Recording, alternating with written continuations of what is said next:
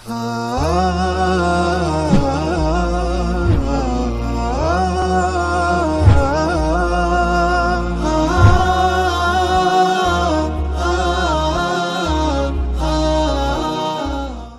اللہ الرحمن الرحیم۔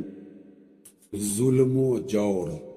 سن 4 نبوت میں جب پہلی بار اسلامی دعوت منظر عام پر آئی تو مشرکین نے اسے دبانے کے لیے وہ کارروائیاں انجام دیں جن کا ذکر اوپر گزر چکا ہے۔ یہ کارروائیاں تھوڑی تھوڑی اور درجہ بدرجہ عمل میں لائی گئیں اور ہفتوں بلکہ مہینوں مشرکین نے اس سے آگے قدم نہیں بڑھایا اور ظلم و زیادتی شروع نہیں کی، لیکن جب دیکھا کہ یہ کارروائیاں اسلامی دعوت کی راہ روکنے میں مؤثر ثابت نہیں ہو رہی ہیں تو ایک بار پھر جمع ہوئے اور 25 سرداران قریش کی ایک کمیٹی تشکیل دی جس کا سربراہ رسول اللہ صلی اللہ علیہ وسلم کا چچا ابو لہب تھا۔ اس کمیٹی نے باہمی مشورے اور غور و خوض کے بعد رسول اللہ صلی اللہ علیہ وسلم اور صحابہ کرام رضی اللہ عنہم کے خلاف ایک فیصلہ کن قرارداد منظور کی، یعنی یہ طے کیا کہ اسلام کی مخالفت، پیغمبر اسلام کی ایذا رسانی اور اسلام لانے والوں کو طرح طرح کے جور و ستم اور ظلم و تشدد کا نشانہ بنانے میں کوئی کسر اٹھا نہ رکھی جائے۔ مشرکین نے یہ قرارداد طے کر کے اسے روح عمل لانے کا عزم مصمم یعنی پکا ارادہ کر لیا۔ مسلمانوں اور خصوصاً کمزور مسلمانوں کے اعتبار سے تو یہ کام بہت آسان تھا، لیکن رسول اللہ صلی اللہ علیہ وسلم کے لحاظ سے بڑی مشکلات تھیں۔ آپ صلی اللہ علیہ وسلم ذاتی طور پر پرشکوہ اور باوقار منفرد شخصیت کے مالک تھے۔ دوست دشمن سبھی آپ صلی اللہ علیہ وسلم کو تعظیم کی نظر سے دیکھتے تھے۔ آپ صلی اللہ علیہ وسلم جیسی شخصیت کا سامنا اکرام و احترام سے ہی کیا جا سکتا تھا اور آپ صلی اللہ علیہ وسلم کے خلاف کسی نیچ اور ذلیل حرکت کی جرات کوئی رذیل اور احمق ہی کر سکتا تھا۔ اس ذاتی عظمت کے علاوہ آپ صلی اللہ علیہ وسلم کو ابو طالب کی حمایت اور حفاظت بھی حاصل کی، اور ابو لہب مکے کے ان گنے چنے لوگوں میں سے تھے جو اپنی ذاتی اور اجتماعی دونوں حیثیتوں سے اتنے باعظمت تھے کہ کوئی شخص ان کا عہد توڑنے اور ان کے خانوادے پر ہاتھ ڈالنے کی جسارت نہیں کر سکتا تھا۔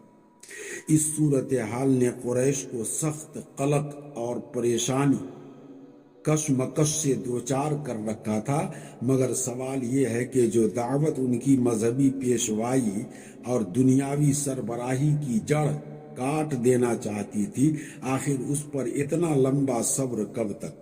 بالآخر مشرکین نے ابو لہب کی سربراہی میں نبی صلی اللہ علیہ وسلم اور مسلمانوں پر ظلم و جور کا آغاز کر دیا۔ در حقیقت نبی صلی اللہ علیہ وسلم کے متعلق ابو لہب کا موقف روز اول ہی سے، جبکہ ابھی قریش نے اس طرح کی بات سوچی بھی نہ تھی، یہی تھا۔ اس نے بنی ہاشم کی مجلس میں جو کچھ کیا، پھر کوہ صفا پر جو حرکت کی، اس کا ذکر پچھلے صفحات میں آ چکا ہے۔ بعض روایات میں یہ بھی مذکور ہے کہ اس نے کوہ صفا پر نبی صلی اللہ علیہ وسلم کو مارنے کے لیے ایک پتھر بھی اٹھایا تھا۔ بعثت سے پہلے ابو لہب نے اپنے دونوں بیٹوں عتبہ اور عتیبہ کی شادی رسول اللہ صلی اللہ علیہ وسلم کی 2 صاحبزادیوں رقیہ اور ام کلثوم رضی اللہ عنہما سے کی تھی، لیکن بعثت کے بعد اس نے نہایت سختی اور درستی سے ان دونوں کو طلاق دلوا دی۔ اسی طرح جب نبی صلی اللہ علیہ وسلم کے دوسرے صاحبزادے عبداللہ کا انتقال ہوا تو ابو لہب کو اس قدر خوشی ہوئی کہ وہ دوڑتا ہوا اپنے دوستوں کے پاس پہنچا اور انہیں یہ خوشخبری سنائی کہ نعوذ باللہ محمد صلی اللہ علیہ وسلم ابتر یعنی نسل بریدہ ہو گئے ہیں۔ ہم یہ بھی ذکر کر چکے ہیں کہ ایام حج میں ابو لہب نبی صلی اللہ علیہ وسلم کو جھٹلانے کے لیے بازاروں اور اجتماعات میں آپ صلی اللہ علیہ وسلم کے پیچھے لگا رہتا تھا۔ طارق ابن عبداللہ محاربی کی روایت سے معلوم ہوتا ہے کہ یہ شخص صرف تکذیب ہی پر بس نہیں کرتا تھا بلکہ پتھر بھی مارتا رہتا تھا، جس سے آپ صلی اللہ علیہ وسلم کی ایڑیاں خون آلود ہو جاتی تھی۔ ابو لہب کی بیوی ام جمیل، جس کا نام اروا تھا اور جو حرب ابن امیہ کی بیٹی اور ابو سفیان کی بہن تھی، وہ بھی نبی صلی اللہ علیہ وسلم کی عداوت میں اپنے شوہر سے پیچھے نہ تھی، چنانچہ وہ نبی صلی اللہ علیہ وسلم کے راستے میں اور دروازے پر رات کو کانٹے ڈال دیا کرتی تھی۔ خاصی بد زبان مفسدہ پرداز بھی تھی، چنانچہ نبی صلی اللہ علیہ وسلم کے خلاف بد زبانی کرنا، لمبی چوڑی دسیسہ کاری و افطرا پردازی سے کام لینا، فتنہ کی آگ بھڑکانا اور خوفناک جنگ بپا رکھنا اس کا شیوا تھا۔ اسی لیے قرآن نے اس کو حمالۃ الحطب یعنی لکڑی ڈھونے والی کا لقب عطا کیا ہے۔ جب اسے معلوم ہوا کہ اس کی اور اس کے شوہر کی مذمت میں قرآن نازل ہوا ہے تو وہ رسول اللہ صلی اللہ علیہ وسلم کو تلاش کرتی ہوئی آئی۔ آپ صلی اللہ علیہ وسلم خانہ کعبہ کے پاس مسجد حرام میں تشریف فرما تھے۔ حضرت ابو بکر صدیق رضی اللہ عنہ بھی ساتھ تھے۔ یہ مٹھی بھر پتھر لیے ہوئے تھی، سامنے کھڑی ہوئی تو اللہ نے اس کی نگاہ پکڑ لی اور وہ رسول اللہ صلی اللہ علیہ وسلم کو نہ دیکھ سکی، صرف ابو بکر رضی اللہ عنہ کو ہی دیکھ رہی تھی۔ اس نے سامنے پہنچتے ہی سوال کیا، ابو بکر تمہارا ساتھی کہاں ہے؟ مجھے معلوم ہوا ہے کہ وہ میری ہجو کرتا ہے یعنی برائی بیان کرتا ہے، خدا اگر میں اسے پا گئی تو اس کے منہ پر یہ پتھر دے ماروں گی۔ دیکھو خدا کی قسم میں بھی شاعرہ ہوں۔ پھر اس نے پڑھا جس کا ترجمہ ہے کہ ہم نے مزمم کی نافرمانی کی، اس کے امر کو تسلیم نہ کیا اور اس کے دین کو نفرت اور حقارت سے چھوڑ دی۔ اس کے بعد واپس چلی گئی۔ ابو بکر رضی اللہ عنہ نے کہا، یا رسول اللہ صلی اللہ علیہ وسلم، کیا اس نے آپ صلی اللہ علیہ وسلم کو دیکھا نہیں؟ آپ صلی اللہ علیہ وسلم نے فرمایا، نہیں، اس نے مجھے نہیں دیکھا، اللہ نے اس کی نگاہ پکڑ لی تھی۔ ابو بکر بزاز نے بھی یہ واقعہ روایت کیا ہے اور اس میں اتنا مزید اضافہ ہے کہ جب وہ ابو بکر رضی اللہ عنہ کے پاس کھڑی ہوئی تھی تو اس نے یہ بھی کہا، ابو بکر تمہارے ساتھی نے ہماری ہجو کی ہے؟ ابو بکر رضی اللہ عنہ نے کہا، نہیں، اس عمارت کے رب کی قسم نہ وہ شعر کہتے ہیں نہ اسے زبان پر لاتے ہیں۔ اس نے کہا، تم سچ کہتے ہو۔ ابو لہب اس کے باوجود یہ ساری حرکتیں کر رہا تھا۔ رسول اللہ صلی اللہ علیہ وسلم کا چچا اور پڑوسی تھا، اس کا گھر آپ صلی اللہ علیہ وسلم کے گھر سے متصل تھا۔ اسی طرح آپ صلی اللہ علیہ وسلم کے دوسرے پڑوسی بھی آپ صلی اللہ علیہ وسلم کو گھر کے اندر ستاتے تھے۔ ابن اسحاق کا بیان ہے، جو گروہ گھر کے اندر رسول اللہ صلی اللہ علیہ وسلم کو اذیتیں دیا کرتا تھا، وہ یہ تھا: ابو لہب، حکم ابن ابی العباس ابن امیہ، عقبہ ابن ابی معیط، عدی ابن حمرہ ثقفی، ابن الاسدہ حزلی، یہ سب کے سب آپ صلی اللہ علیہ وسلم کے پڑوسی تھے، اور ان میں سے حکم ابن ابی العاص کے علاوہ کوئی بھی مسلمان نہ ہوئے۔ ان کے ستانے کا طریقہ یہ تھا کہ جب آپ صلی اللہ علیہ وسلم نماز پڑھتے تو کوئی شخص بکری کی بچہ دانی اس طرح ٹکا کر پھینکتا کہ وہ ٹھیک آپ صلی اللہ علیہ وسلم کے اوپر گرتی۔ چولہے پر ہانڈی چڑھائی جاتی تو بچے دانی اس طرح پھینکتے کہ سیدھے ہانڈی میں جا گرتی۔ آپ صلی اللہ علیہ وسلم نے مجبور ہو کر ایک کھروندا بنا لیا تاکہ نماز پڑھتے ہوئے ان سے بچ سکیں۔ بہرحال جب آپ صلی اللہ علیہ وسلم پر یہ گندگی پھینکی جاتی تو آپ صلی اللہ علیہ وسلم لکڑی پر اسے لے کر نکلتے اور دروازے پر کھڑے ہو کر فرماتے، اے بنی عبد مناف، یہ کیسی ہمسائیگی ہے، یہ کیسا پڑوسیانہ ہے، پھر اسے راستے میں ڈال دیتے۔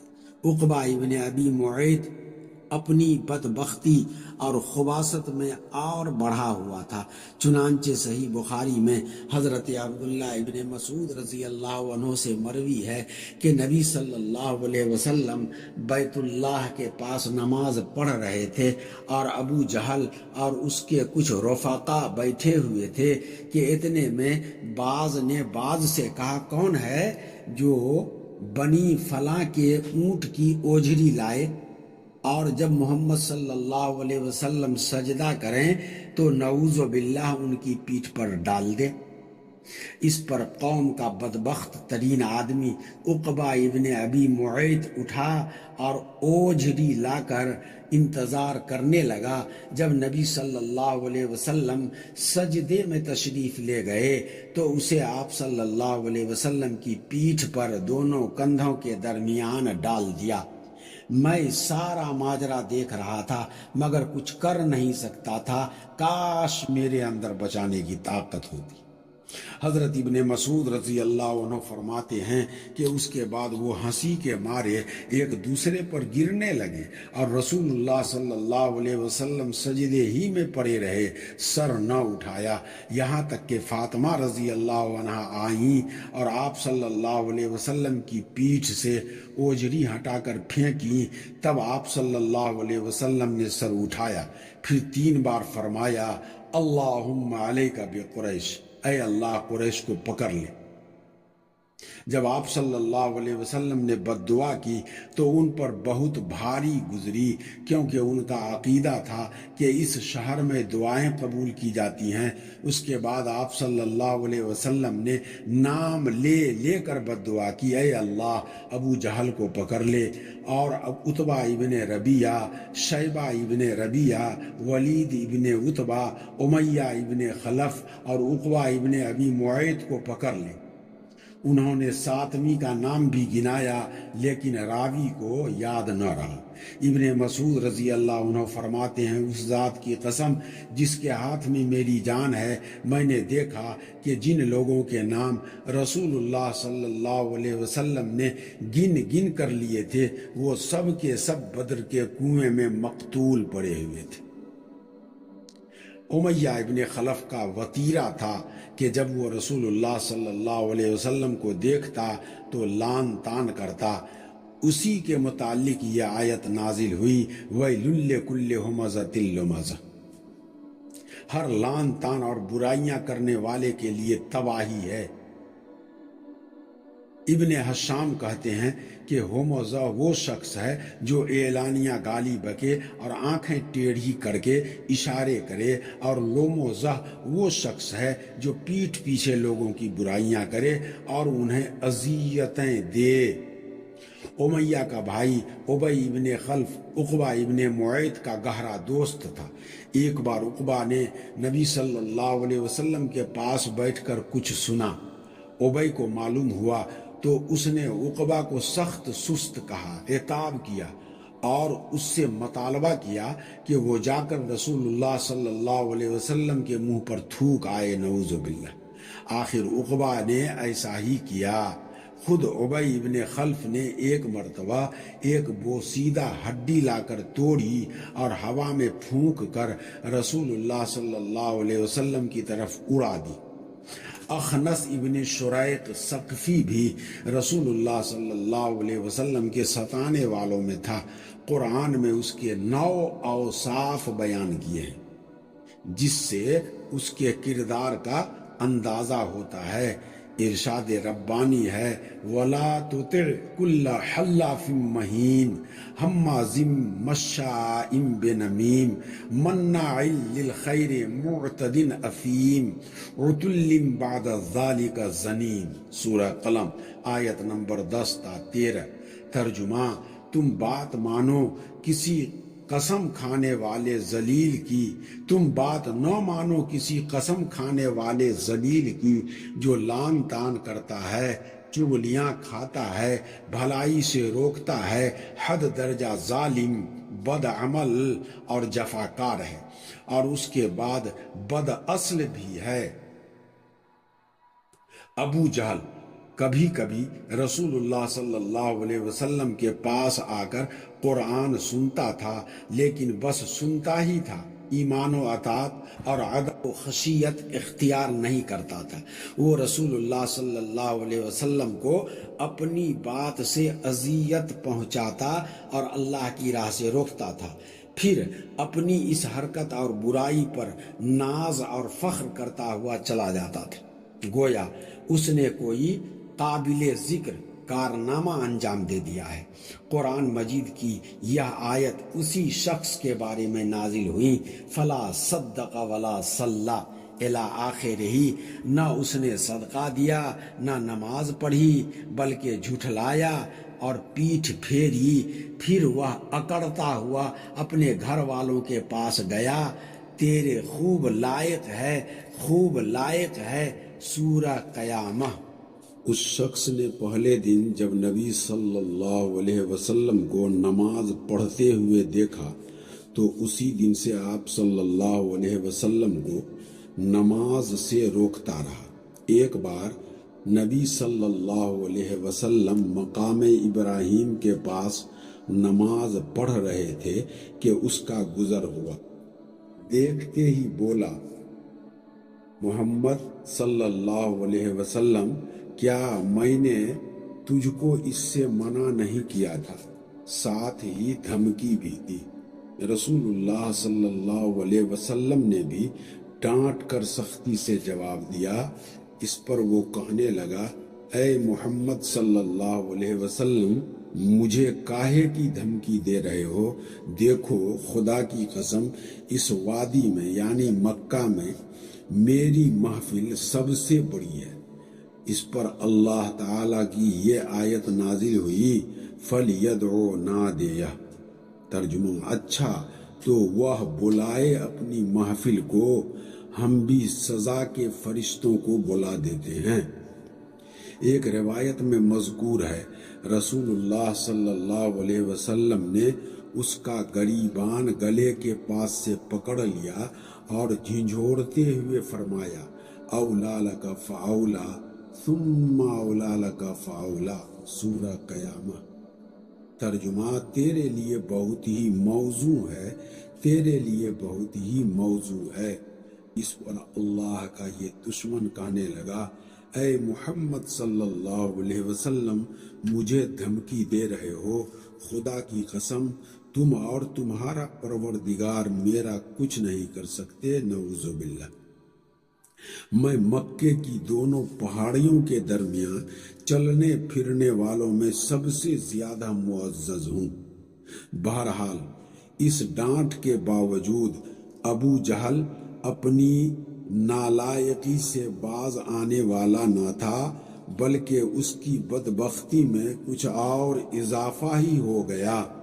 چنانچہ صحیح مسلم میں ابو ہریرہ رضی اللہ عنہ سے مروی ہے کہ ایک بار سرداران قریش سے ابو جہل نے کہا کہ محمد صلی اللہ علیہ وسلم آپ حضرات کے روبرو اپنا چہرہ خاک آلود کرتا ہے، نعوذ باللہ۔ جواب دیا گیا، ہاں۔ اس نے کہا، لات و عزا کی قسم، اگر میں نے اس حالت میں اسے دیکھ لیا تو اس کی گردن روند دوں گا اور اس کا چہرہ مٹی پر رگڑ دوں گا۔ اس کے بعد اس نے رسول اللہ صلی اللہ علیہ وسلم کو نماز پڑھتے ہوئے دیکھ لیا اور اس زعم میں چلا کہ آپ صلی اللہ علیہ وسلم کی گردن روند دے گا۔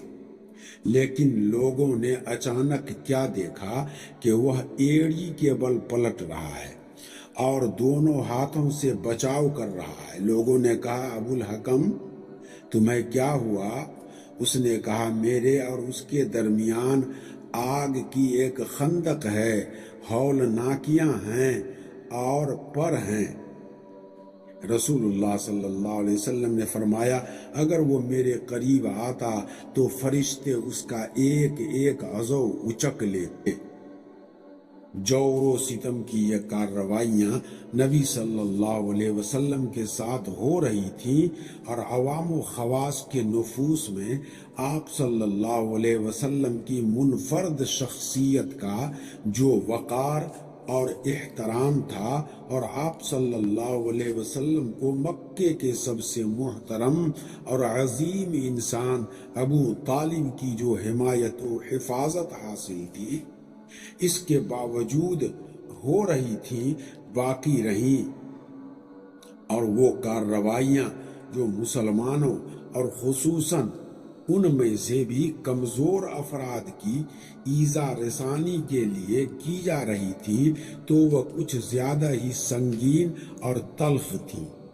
ہر قبیلہ اپنے مسلمان ہونے والے افراد کو طرح طرح کی سزائیں دے رہا تھا، اور جس شخص کا کوئی قبیلہ نہ تھا ان پر اوباشوں اور سرداروں نے ایسے جور و ستم روا رکھے تھے جنہیں سن کر مضبوط انسان کا دل بھی بے چینی سے تڑپنے لگتا ہے۔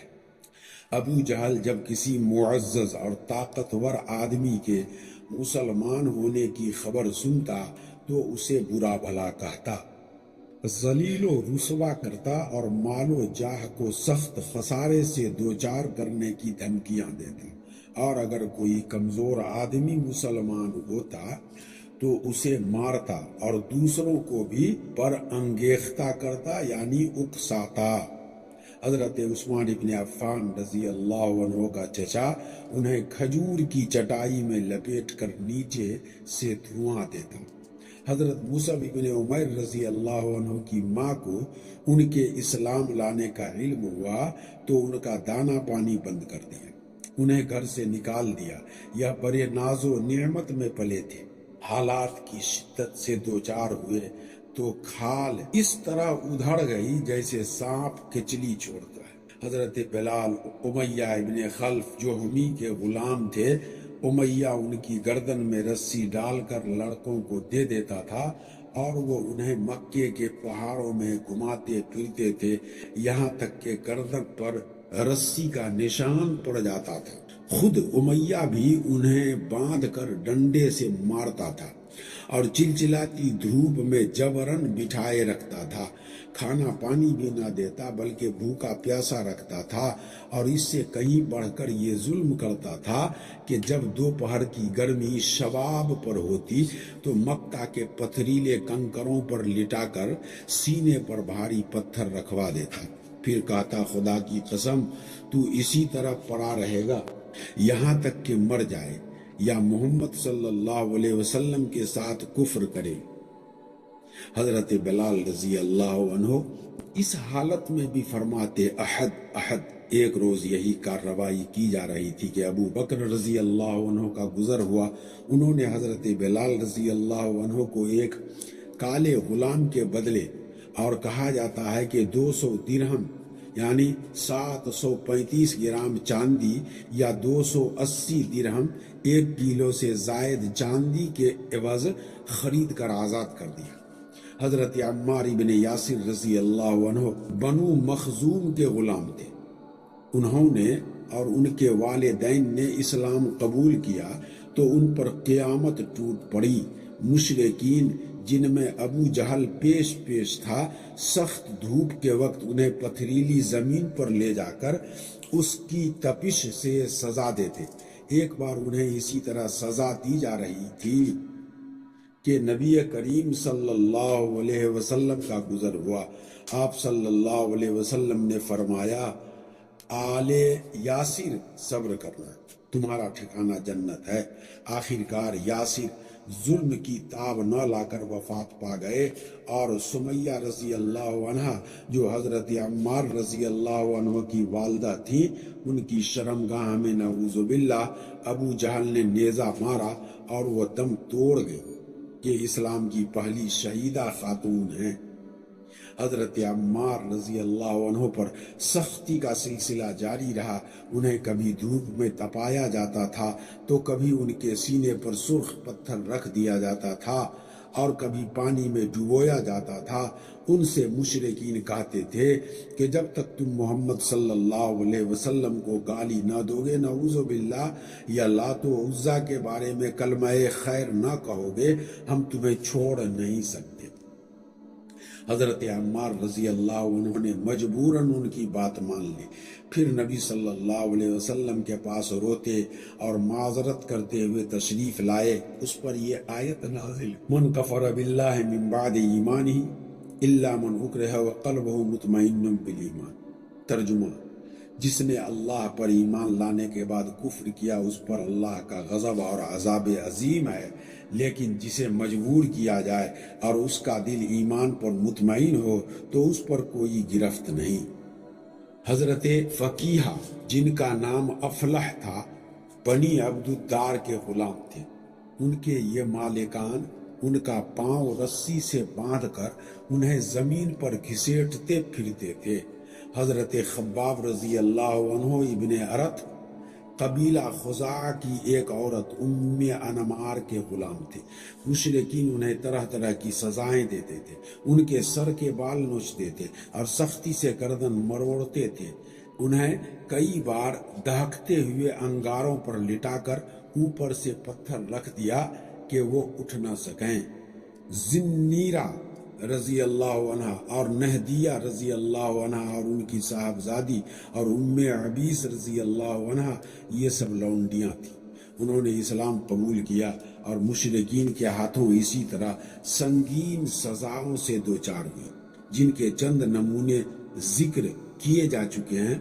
قبیلہ بنی عدی کے ایک خانوادے بنی موصل کی ایک لونڈی مسلمان ہوئی تو انہیں حضرت عمر ابن خطاب جو بنی عدی سے تعلق رکھتے تھے اور ابھی مسلمان نہیں ہوئے تھے، اس قدر مارتے تھے کہ مارتے مارتے خود تھک جاتے تھے اور کہتے تھے کہ میں نے تجھے کسی مروت کی وجہ سے نہیں بلکہ محض تھک جانے کی وجہ سے چھوڑا ہے۔ آخر کار حضرت ابو بکر رضی اللہ عنہ نے حضرت بلال رضی اللہ عنہ اور عامر ابن فہیرہ کی طرح ان لونڈیوں کو خرید کر آزاد کر دیا۔ مشرکین نے سزا کی ایک شکل یہ بھی اختیار کی تھی کہ بعض صحابہ رضی اللہ عنہم کو اونٹ اور گائے کی کچی کھال میں لپیٹ کر دھوپ میں ڈال دیتے تھے، اللہ، اور بعض کو لوہے کی زرہ پہنا کر جلتے ہوئے پتھر پر لٹا دیتے تھے۔ در حقیقت اللہ کی راہ میں ظلم و جور کا نشانہ بننے والوں کی فہرست بہت لمبی ہے اور بڑی تکلیف دہ بھی۔ حالت یہ تھی کہ جس کسی کے مسلمان ہونے کا پتہ چل جاتا تھا، مشرکین اس کے در پہ آزار ہو جاتے تھے۔